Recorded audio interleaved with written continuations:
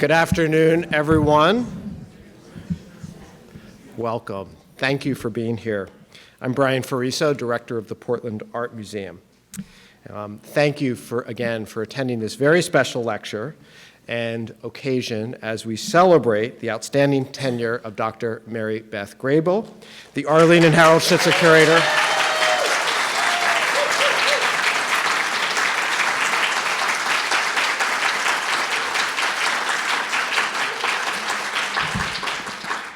of Asian art. It was in October of 2006, when I first arrived as director of this museum, that I met with Life trustees Arlene Schnitzer and her husband, the late Harold. The meeting was very specific, focusing on how to strengthen our Asian department. At that time, Donald Jenkins had retired several years beforehand, and Council Coordinator Jan Quivy was helping keep the department moving forward. At that meeting, I said to Arlene and Harold that the key to our success lies in identifying and hiring a great curator. And to achieve that goal, we needed to endow the position. Well, over a decade later, it gives us great pleasure today to reflect on what has been accomplished with the appointment of Maribeth to this very important role.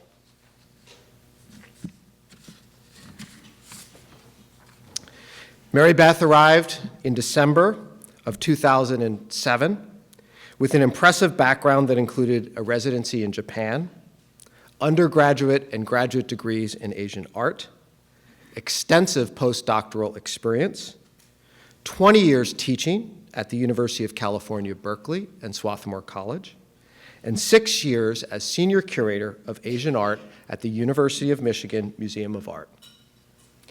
In Portland, Maribeth utilized her academic training and professional experiences, as well as her passion and work ethic to create something what I would call very special. She curated and organized more than 20 major exhibitions, including last year's very successful Poetic Imagination, Japanese Art,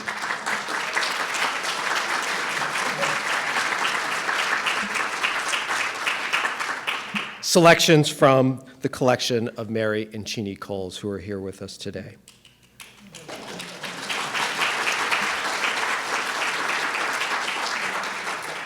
She also curated The Artist's Touch, The Craftsman's Hand, 3 centuries of Japanese prints from the Portland Art Museum in 2011, Samurai Armor from the Anne and Gabrielle Barbier-Mueller collection in 2013, and the Asian art section of A Quest for Beauty, the Architecture, Landscapes, and Collections of John Yan in 2017. Maribeth also oversaw the acquisition of major works of art that have transformed our collection, from paintings to ceramics to decorative art objects from China, India, Japan, and Korea. Additionally, Maribeth led a significant cultural moment for this museum, the repatriation of the 5 Buddhist paintings to Korea in 2016. Prior to its repatriation to Sangwasai Monastery, the 18th century Buddhist painting was the subject of an exhibition and a symposium. Less visible to the public, she has worked to bring more of our collection out of the vaults and into the permanent collection galleries, rotating prints and paintings in all the Asian galleries at least twice a year. Additionally, Maribeth has strengthened the department significantly with the appointment of Sangha Kim as the Cowles Curatorial Fellow in Asian Art, and Dr. Jeannie Kenmotsu as the Japan Foundation Assistant Curator of Japanese Art. She has built an exceptional and extraordinary team that has truly transformed this museum and has had an impact not only nationally but also globally. Today is truly bittersweet. I want to thank all of you for your unwavering support of our Asian department, our museum, and in particular Maribeth, who I believe leaves a legacy at this institution that is unparalleled and one that will impact generations. And finally, thank you, Maribeth, for your tireless efforts on behalf of this museum and our community. And thank you for being such a very special friend to me and a colleague. Thank you very much.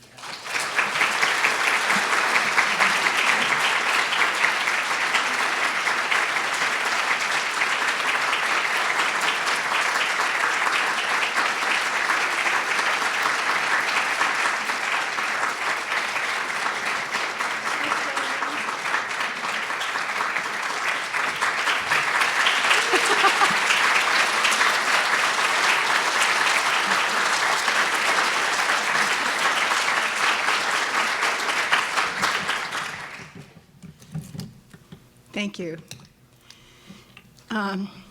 Thank you for that generous introduction. Can everybody hear? Should I need Brian, and thank all of you for coming today. I'm so happy to have this opportunity to look back on the past 12 years. As many of you know, and as Brian just indicated, I've had a fairly peripatetic career, split evenly between the Academy and museums. And 12 years at Portland is actually the longest I've been in one place. Perhaps when they hired me, they were hoping I would retire at 65.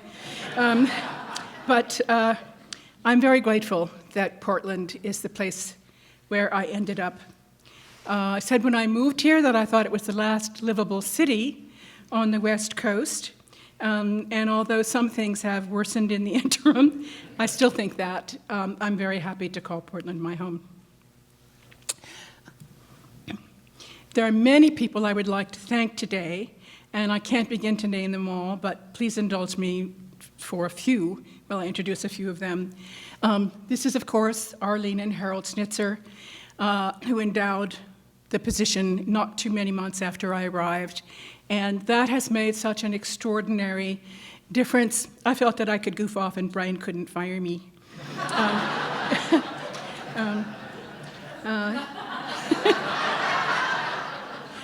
And there he is thinking about it. Brian, something which is not exclusively about me, but has kept the museum on an even keel through occasional threatening storms.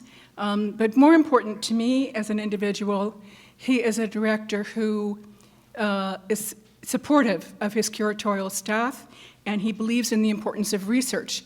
And when I talk to my colleagues at other museums, both of those are increasingly rare. The former chief curator, who retired about, I think, 5 years ago on this day, Bruce Gunther,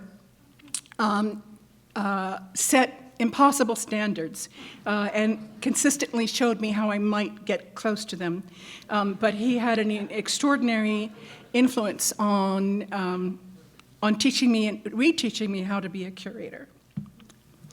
And Donald Urquhart, who is our director of exhibitions and collections, since he moved into the office that is next to mine, becomes my favorite drop-in person for solving everything. I haven't asked him to remove gum from the bottom of my desk, but everything else he has solved for me, and we've become good friends, and I'm so grateful for that. Now, I couldn't quite get portraits, but this is meant to be my fellow curators. And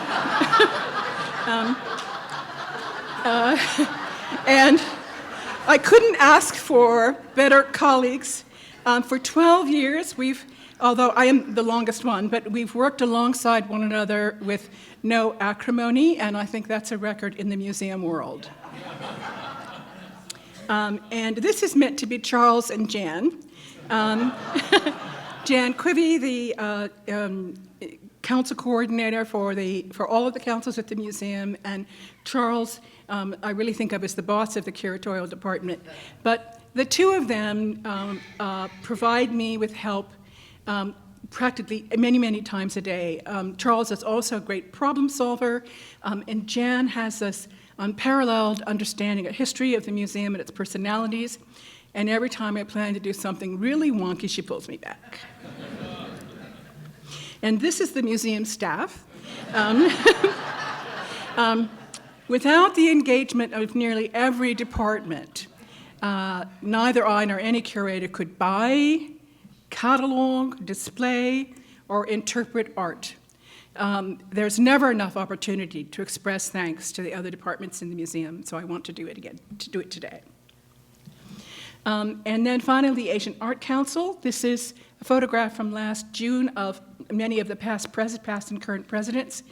The Asian Art Council has underwritten in whole or in part the acquisition of more than 200 objects, 30 of those since I've been here. They have supported exhibitions, publications, lectures, artist talks, and me. One of the most effective ways to be involved in Asian art within the museum is to join us on the Asian Art Council. Now, I want to do a little bit of history. For the first 3 decades of the museum's existence, so that's from 1893 onward, the collection consisted of, the Asian collection, I'm only speaking about the Asian collection, consisted of small, decorative objects and textiles, which I suspect might have been collected on overseas travels. Nearly all of these were donated by women of Portland's leading families, Ladd, Corbett, Failing.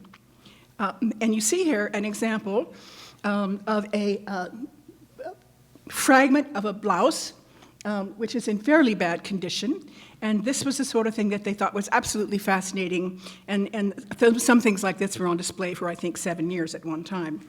And on the right hand is an example of Iznik pottery that's a singularly uninspiring example. So my sense of looking at the collection from those years, I mean, we didn't have a regular building, so that's part of it. But also the kind of exhibitions we had was that the museum was sort of a community center for a very small group of people, and it was treated sort of like almost like a family annex.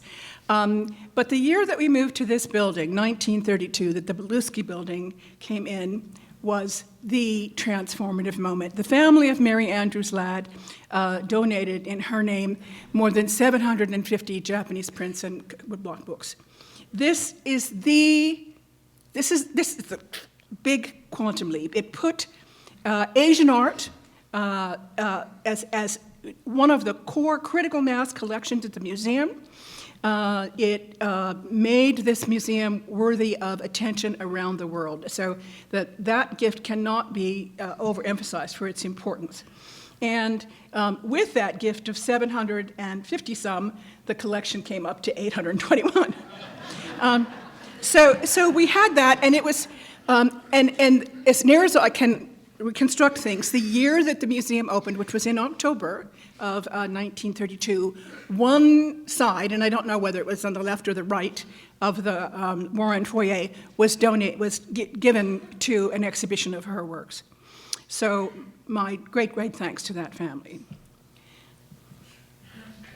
Now, in the late 1930s, by which I really mean 1938 and 39, for reasons that I haven't had time to plumb, the museum made major investments in important Chinese artworks. And several of these are on view in the galleries now, but we bought a number of works of Chinese Buddhist art, and then this wonderful wooden horse that you see here.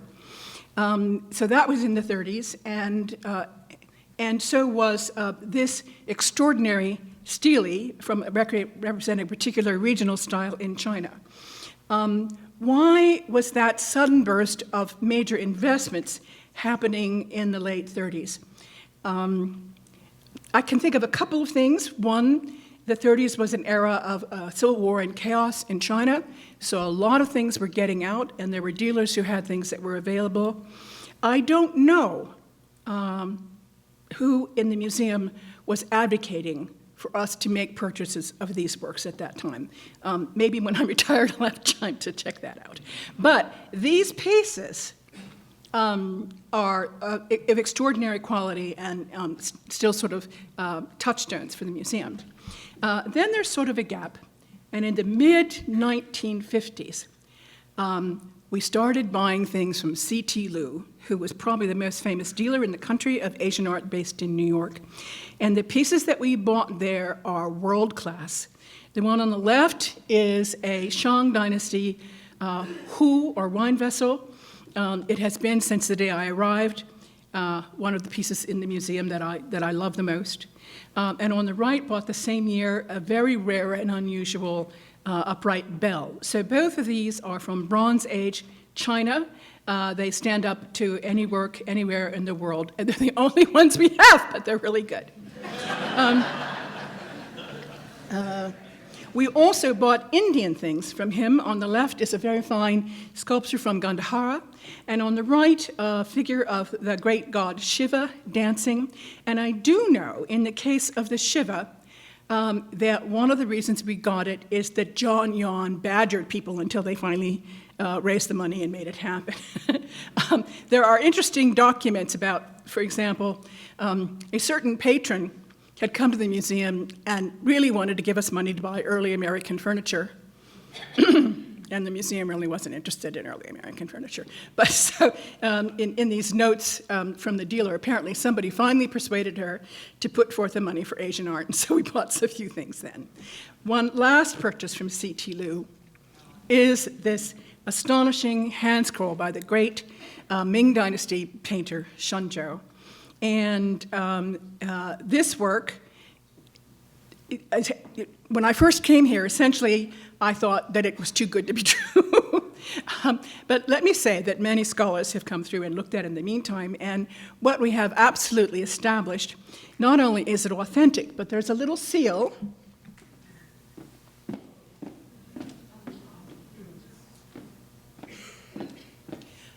over the seams in the paper, which is the seal of Shenzhou's father-in-law. So not only is it authentic, but it was handed down in his family, and it's very early in his career, 1477.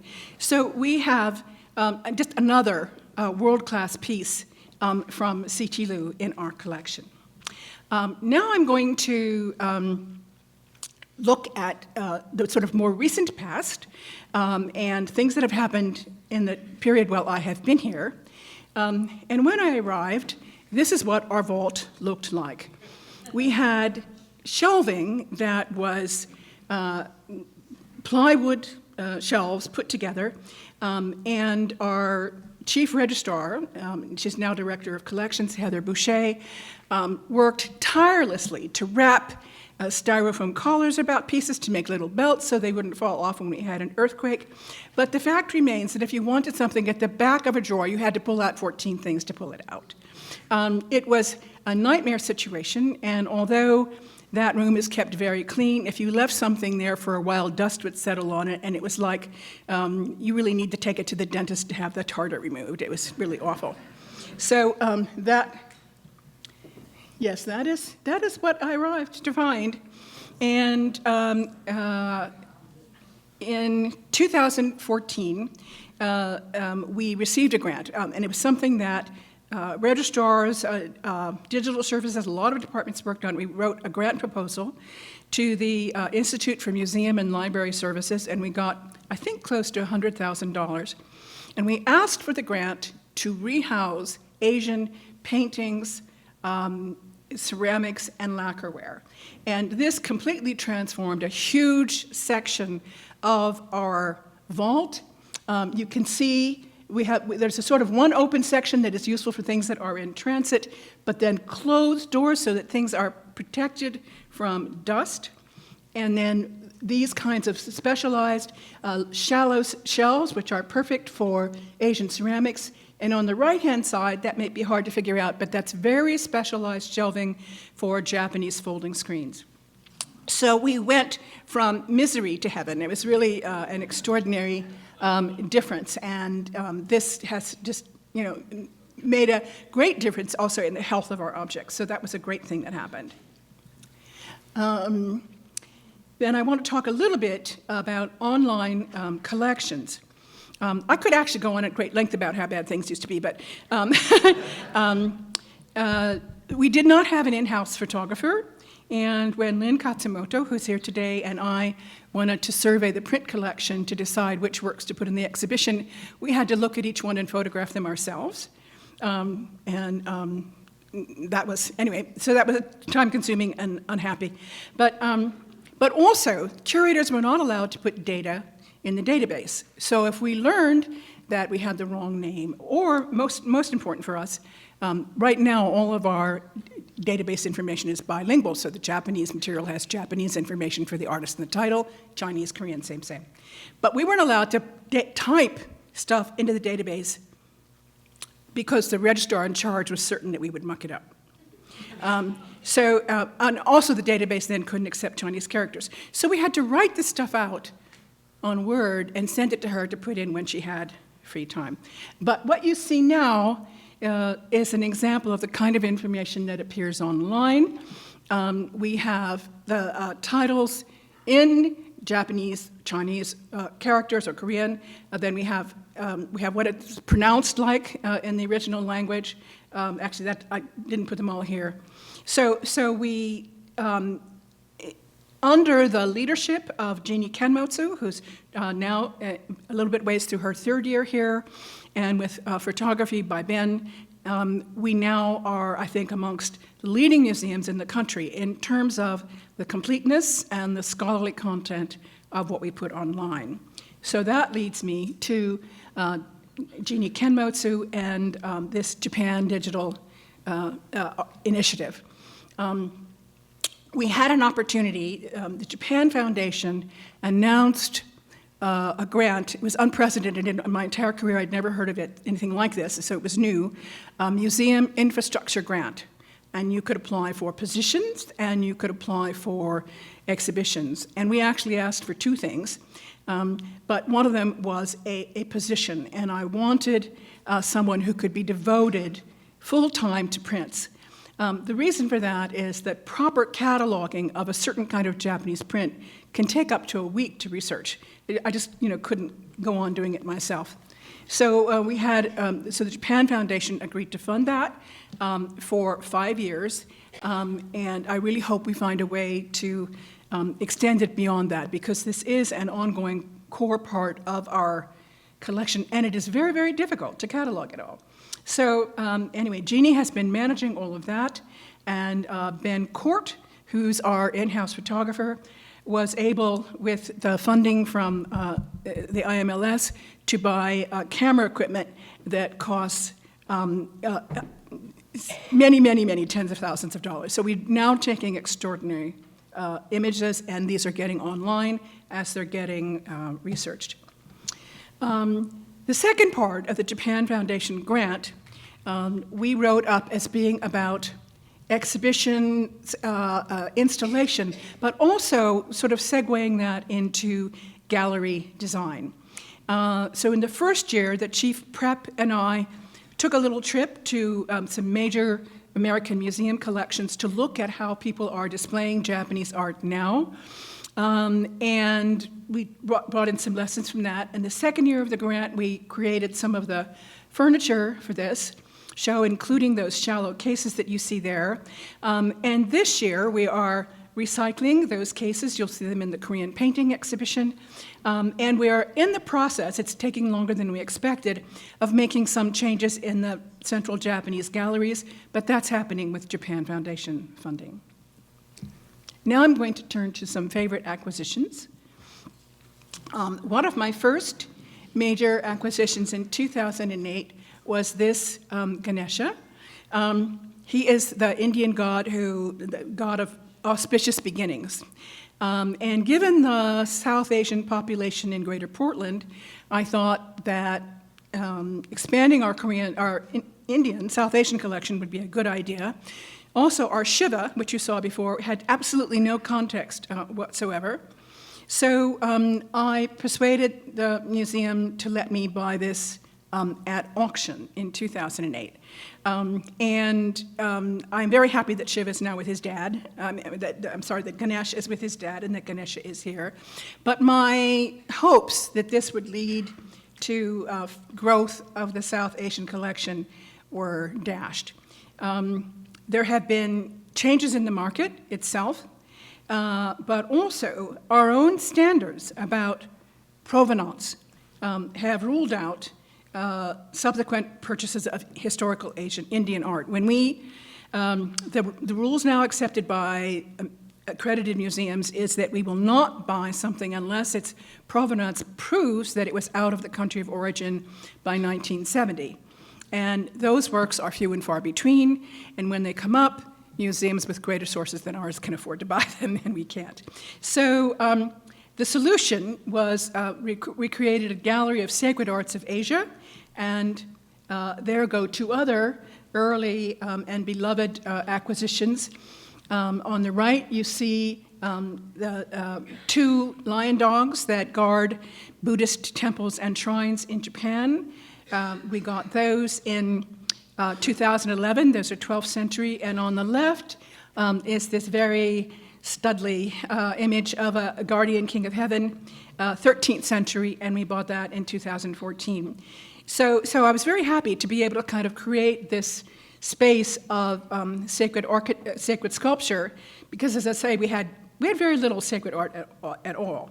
But an interesting and wonderful thing that's happened in the meantime is that thanks to Marion Cheney Coles, we have brought in this stunningly beautiful work of calligraphy. It's a Japanese sutra penned or written out in about 744. And there have been some other Buddhist manuscripts and so forth, and a number of Zen-related objects. So we have the possibility now of creating a little bit more focused assembly of Japanese Buddhist art, and that's new. Another early acquisition at Asia Week in 2008, so I would only been here about half a year, is this very, very tall, I think it's 7.5 feet, Chinese landscape painting in bright colors on silk. I can remember when we were walking around, this is days when the fair was in the armory, and we walked into Kaikodo, and this sort of filled the space, and I just kind of said, I want it. And we got it at a very, very reasonable price because it's unsigned, and so it didn't have some of the criteria that were motivating buyers at the time. And from the same studio, a number of years later, we bought this work. This is by Luo Jian Wu. I'm not sure about the pronunciation, but this is 8.5 feet long or high. He deliberately designed it so that it could be shown in any orientation. His signature and seals could read in all four directions. We've shown it vertically and I think maybe horizontally. But this was my first foray, really, into contemporary Chinese work. And that's an area that I would love to see us do more acquiring in, but this was just we had the money and the object and everything that all came together at the right time. Another early purchase that I dearly love is a hand scroll of calligraphy by Shun Jiaobin, a 18th century intellectual of the early Qing period. And this, I loved the calligraphy itself. The late Ming is a time when Chinese calligraphy really sort of explodes as a self-conscious art form. And I wanted more calligraphies. We had very, very few. And now, through gifts and purchases, we have 16. So I wanted a calligraphy, I wanted a hand scroll, and what I really loved about this is that the text is an 8th or 9th century poet writing about a painting. So I just thought that was all very cute. In 2009, Terry Welch, a collector in the Seattle area, gave us more than 50 Japanese folk textiles. And these are wonderfully diverse.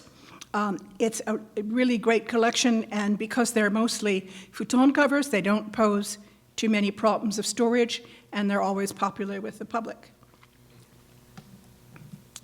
I've had the great opportunity to acquire quite a number of ceramics, and although I was sort of trained as a painting person, in Ann Arbor, where I was before at the University of Michigan, we had quite a good collection of historical Chinese ceramics, and I learned a lot handling those.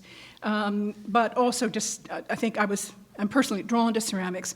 The Jomon period jar on the left is, I believe, the oldest work in the Asian collection, dated between 3500 and 2500 BCE.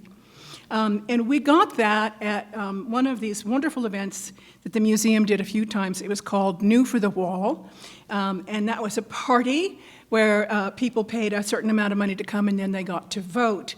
And I made around and made certain that I put sake at their tables so that they would, incline them in a certain direction. But I have wanted a Jomon pot all my life, and you made it happen. Thank you.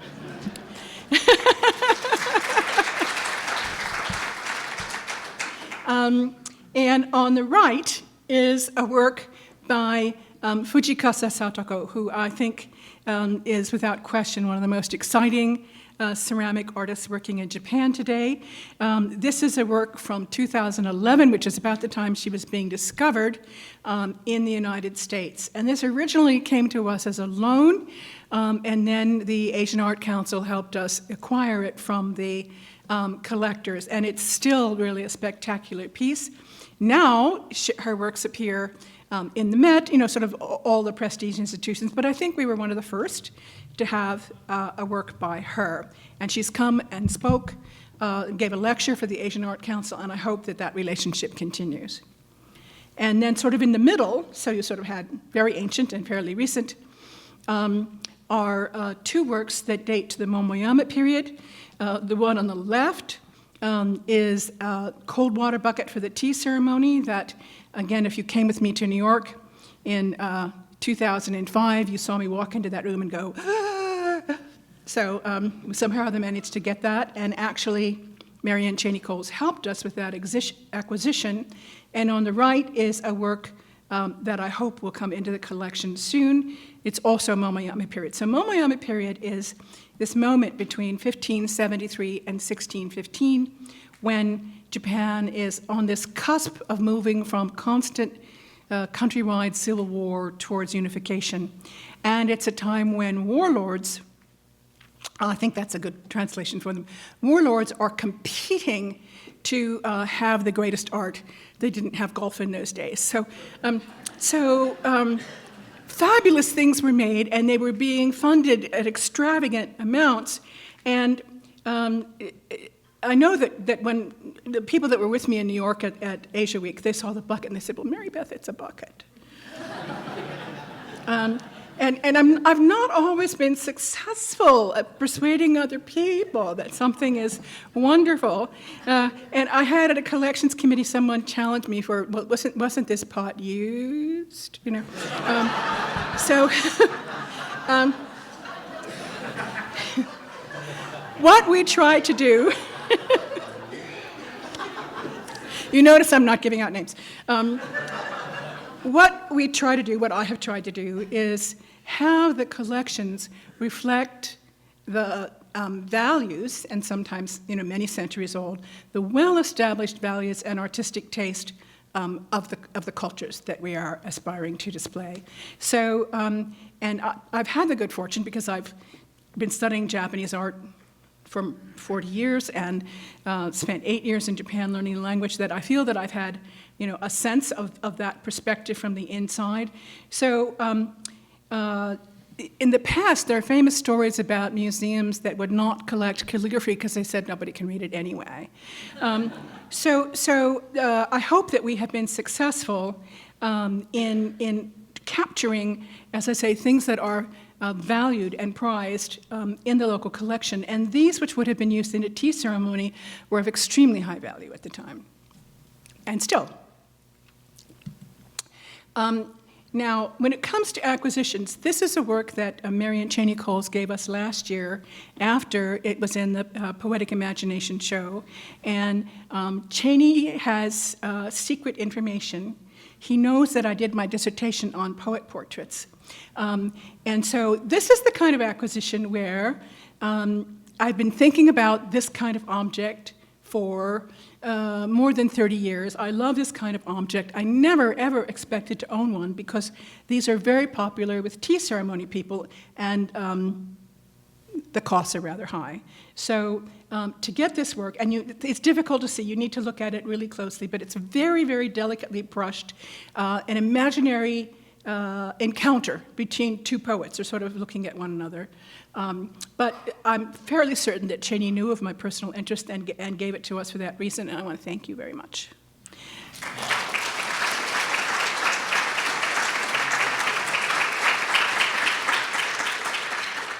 So that was a work where I felt fully equipped to understand what we had. Not the case with this. So some things, they just kind of landed in the collection. This was a work that we acquired at auction. I can't believe it was this long ago, in September 2012. I looked at the catalogs as they came in, and I went and took one to Bruce Gunther, and there was a page that had 3 beautiful drum handles, so, for the kind of drum that's used in the No Theater. And they were beautifully, beautifully lacquered, and they were Momoyama period, this period that I really like. And so I showed Bruce, and the price estimates were $8,000 to $12,000. So I thought, we can manage. So I took it in, and Bruce flips the page, and he sees this. And then he went up and saw Brian. To this day, I don't know how he paid for it, because it didn't come out of my budget. But the thing is that the year after we bought this, we took that fabulous exhibition from the Barbier Mueller collection, and I ended up doing something that, as an academic, I said I would never do, which is I really got interested in armor. Guys who run around in leather skirts. It was fascinating. And the thing about armor, good armor, is that it calls on all of the great Japanese craftsman skills. Metalsmiths, people working with leather, people working with silk, people working with lacquer, and the suit that we bought turns out to be, we can date it to 1749, considerably more important than I knew at the time that we bought it. So I am thrilled. I think that this will be a good, long-lasting legacy. So those were some favorite things. And now again, I want to kind of shift a little bit, and I'm going to focus for a little bit on Korean art. The Korean Gallery was established in 1997 by Donald Jenkins, who is my predecessor, and he's here with us today. Donald, may I ask you to stand, please?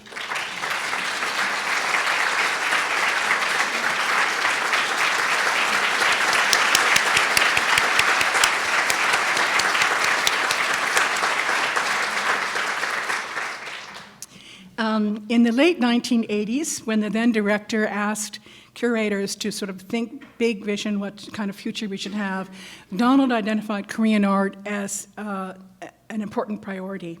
And so in 1997, greatly assisted by Professor Jung-hee Lee at Portland State University, we opened a Korean gallery, and most of the works in that exhibition were loans, but Professor Lee authored a catalog about that, and it was sort of the very, very important first step into getting involved with Korean art. And in 2014, this is what the gallery looked like for when it was created in 1997. And if you see here, the platforms on which those 4th and 5th century ceramics sit are open. There's nothing protecting the objects. So if you were to walk in there after one of our more fun receptions, you could have tottered into the platform and broken a 4th century pot. And Brian knows that I have suggested that we have tasers in the gallery for people like that. But in any case, that was the plan. And it worked quite well, but I was really worried about the safety of the objects. So after we had the Samurai exhibition, there was a lot of acrylic and other materials left over. So we completely remodeled that gallery, putting in acrylic on the sides to protect the objects, but while maintaining the integrity of the design. So I think that was a wonderful success. We've also brought in some extraordinary pieces.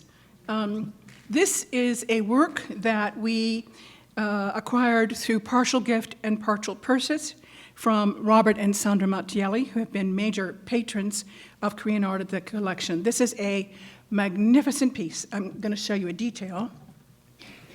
It's embroidery. It's nearly 7 feet tall, and we think it's the only one of its kind in the United States. In fact, there are very few anywhere. We finally had an opinion expressed from the National Museum of Korea. They think that this was unquestionably a work commissioned for the Royal Palace in Korea. So what it does is it's called subok. These are alternating, funny, imaginative ways to write two characters, one for longevity and the other for good fortune. And they're just repeated the whole way. There are 33 characters on each screen. So when we were raising money for it, I went to the Asian Art Council, and people could buy a panel, or people could buy a character, and we raised the money that way. There were some condition issues, so the National Museum of Korea, as a grant to us, recently remounted the work, conserved it, and this is what it looks like now. We haven't had an opportunity to put it up, but we hope to do that soon. The ceramics in the Korean galleries have also been transformed. On the left, you see just a completely exquisite, beautiful example of Korean celadon, which flourished from the 10th through the 13th centuries, which is a gift from Richard Lewis Brown, and he subsequently gave quite a few more Korean historical ceramics that really sort of anchored that collection. It's secure now. We don't have to worry about whether we have enough to put up on the shelves. So thank you to Richard Lewis Brown. And then on the right is a contemporary work by one of the few really well-known women ceramists in Korea, Kim Il-kyung, who's been working with porcelains.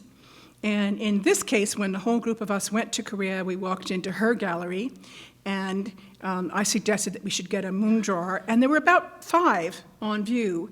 And Brian was there, Jan was there, the Maltialis were there. We looked around, and everybody picked the same jar. So we acquired that. So the Korean collection, I think, is in really much more secure, stable position now, thanks to support of many people. But now I want to turn to the project that Brian mentioned, the 5 Buddhas. This is a Korean painting that the Maltialis acquired in the 1970s in Korea, displayed on their dining room wall where they hosted many guests, and then on their stairwell when they moved back to Portland. And I had a team of people come from the Korean National Research Institute for Cultural Heritage, NRICH. And they were going to survey our collection and publish it. So I went to local collectors and I said, if there's anything that you're thinking about giving us, this is a good time because we can have this team of people tell us what it is and evaluate it. So we brought this painting in, and they discovered that it had disappeared from the temple where it was originally made, so it became the source of some controversy. The way that we resolved that controversy was the Maltialis very, very graciously and very readily, very quickly, there was no 5-minute hesitation, agreed to repatriate the painting to the monastery it was created. But we asked, and the Korean government agreed and supported the costs for an exhibition and a symposium before it went back. So here is the hall for which it was originally built. The hall was built in the 1630s, and then the wall paintings, and these are modern copies, were added in 1725, I think. And so what had happened was this, I think of it as ours still, the Maltiali painting was on the wall where there had been, that flanking the door to the left and right, but they remodeled the building and put doorways in there, so the painting was rolled up and tucked away, and it just kind of disappeared. So in any case, the temple was thrilled, the Korean government was thrilled, Bob Maltiali was featured on television throughout the country. Here we are being welcomed at Songgwangsa, monastery where they, by coincidence, a new gate had just gone up. So we had this amazing experience seeing the painting back in its home. And here we are in the museum. They had just built and just opened a few days before we got there. A new museum at the monastery. The 5 Buddhas is behind all of us. And so there was a symposium at the monastery, and it was just an extraordinary experience. I do think in many ways that our role in facilitating that, and again, it was not our painting, it was the Mattiellis who agreed to repatriate it, but the role we played kind of as go-between, I think is one of the most important things we've done, and I thank Brian for supporting that every inch of the way. None of that would have gone as smoothly as it had without Sangha Kim, who Cole's curatorial fellow in Asian art, who was here for 3 years, and I thank again the Coles for funding that position. She joined the staff in mid-August 2016, and she became completely indispensable. She took on all the responsibilities for rotations of the Korean gallery and some in the Chinese gallery. She's fluent in Chinese, and what was really helpful was she added Korean and Chinese language to our database for the future. And her capstone project was this wonderful exhibition of, again, paintings from the Coles, which is on view for 1 more week. And I want to thank the Coles for supporting both the exhibition and her position. So thank you.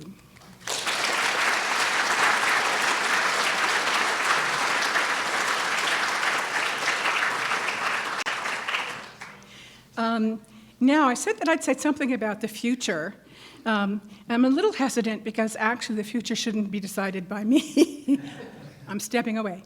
But I do think there are some interesting puzzles. And one of them is, to figure out what kind of a collection, what kind of a museum the Asian art section wants to be part of. I suggested that in the early 30s, it was kind of a family craft center. And then there were moments when the museum really aspired high, went for world-class objects. I think that we have acquired some world-class objects in the past 12 years, often with extra funding from supporters like Marianne Cheney Coles or others, Travers Pollock, and if I get into names, I'll forget one, so I apologize for that. But there have been people who have stepped forward to help us make what I think are anchor purchases that will be important 50 years from now. We have Seattle, San Francisco, Los Angeles with very large, much more larger, diverse collections than our own and much greater budgets. Closer by, the Jordan Schnitzer Museum of Art at University of Oregon is incredibly active and doing incredibly great work. Just up the hill, the Portland Japanese Garden regularly exhibits Japanese arts and crafts, and they are successful in winning the support of local Japanese businesses, which we are not. So how can we, distinguish Pam along this field? And the reality is we are competitors. We're competitors for collections. We're competitors for foundation grants. We're competitors for exhibitions, funding for objects.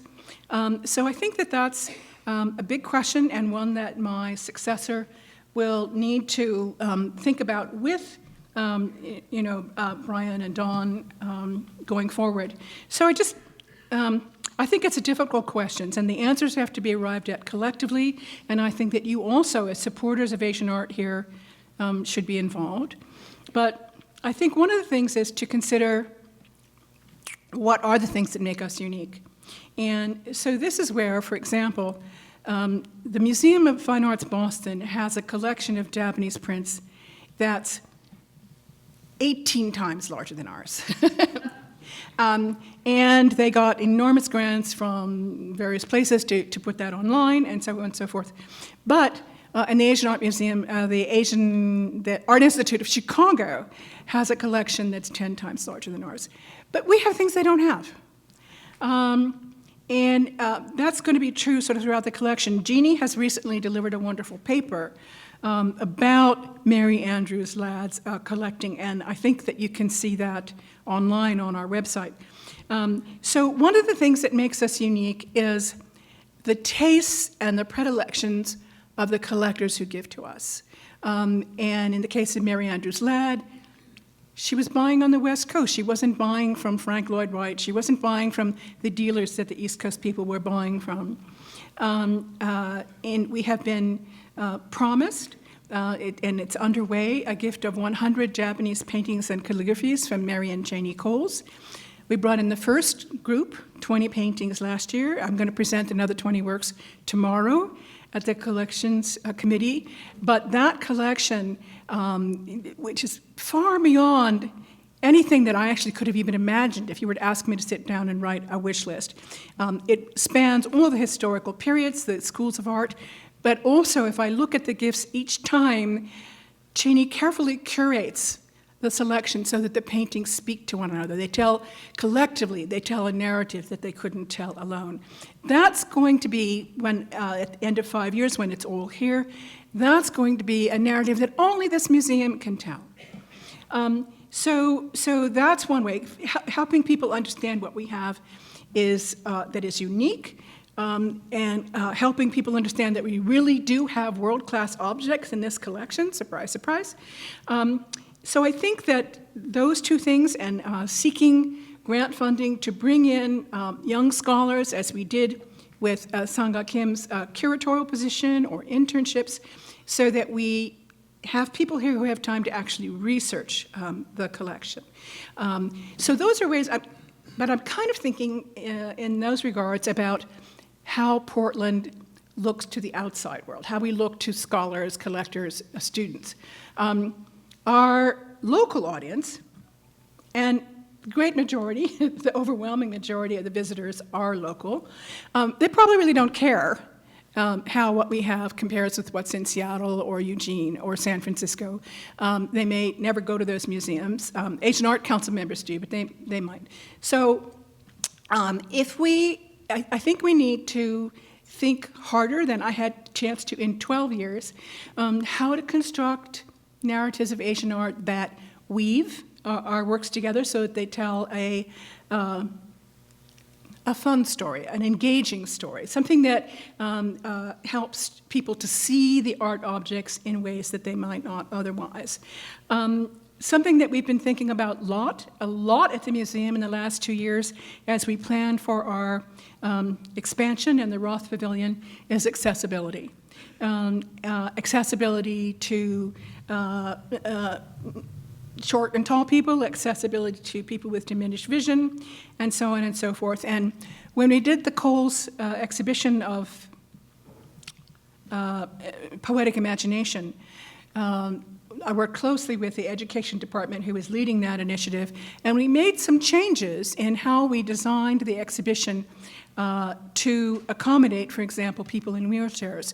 So the case that we designed for hand scrolls, instead of being up here, so that, if I were any shorter, I'd have to stand on tiptoes, it's down here, which is perfectly fine for a life-size person of 5'3" to be able to see.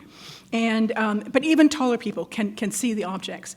But if you're in a wheelchair, you can see the objects. So that's one kind of accessibility, but there are other kinds of accessibility. Since I have arrived, we've worked very hard to make our labels bilingual in the Japanese and Chinese galleries. That's because I don't know Korean, so Sangha helped with that. And so I've just put the artist name and the title when there is one, sometimes a descriptive title. And if we have guests for whom those are the native languages and they feel more welcome, that's perfect. But the real reason that I do that is, most importantly, Chinese characters convey information that the English language, that Roman alphabet cannot, specifically about titles and specific things there. But also, I think it's important to share with you the experience that I had of 8 years of living in Japan, always knowing that I was aspiring to understand something that was not mine, something that was other. I think it's important to recognize that these objects in these galleries belong to traditions that have their own centuries, millennia of history, their own ways of doing things, and our understanding of it is always going to be incomplete. So that's why I hope that that continues. But what about the Vietnamese and the Spanish and the Russians in town? I don't know, but I hope that the museum continues to follow the very, very good path we've started under Brian's leadership to think about accessibility. And then I've already suggested the next one, which is the Asian art in this gallery, in this museum, is like, for example, most closely like to the European or the historical works in the Graphic Arts Gallery, in that it has a long tradition of scholarship behind it. And one of the reasons that it's important that I am fluent in Japanese and that Lynn Katsumoto is fluent in Japanese and Jeannie is fluent in Japanese and Sangha was fluent in Korean and Chinese is that we spend a great deal of time reading scholarship in those languages because we want to reflect the depth of that historical knowledge. And I think it's very easy for me to sort of go overboard and tell you stuff that you never wanted to know. But I think the real challenge for a curator of Asian art anywhere, really, is figuring out how to pull on that information, how to pull on that depth, and present a work in some kind of context without having the audience feel, you're not going to get this. Without having the audience feel that this is too overwhelming. And especially, I can remember when I was still an academic, a friend of mine was at the Museum of Fine Arts Boston, and the education department decided that labels had to be 75 words, in which you can say, this is a bowl. I think that this remains a major challenge and major difficulty, and it's not one that I could solve by myself, but I wish my successor luck with that. Challenges. The art market changes all the time. I suggested that, I hoped we could acquire South Asian sculpture, and that's gone past us. Funding for acquisitions is always a challenge. That's thinking about possibilities. With especially the forthcoming renovations to the museum, there's an opportunity to rethink, to refresh the Asian galleries, and since there are some that haven't changed in the 12 years I've been here, they need that. We are going to have a new library. Instead of being hidden on the second floor, what you know now as the Miller Gallery is going to become our new library with storage underneath so that the public can come in, find the library, use it without paying museum admission. I have already donated 12 boxes from my personal library there, and I actually plan to have almost all of my library, with the exception of books on architecture, come here, in a goal to have I would like to see the museum library join the collection as becoming a node for research on Asian art in Oregon. But then the most important thing is, for my successor, is to sustain the warm relationships, many of which I inherited from Donald Jenkins, but to sustain the warm relationships with collectors, dealers, fans of Asian art, and all of you. So the last note then is that the most important possibility is fresh ideas from a new curator and your ongoing engagement with Asian art at the museum. Thank you very much.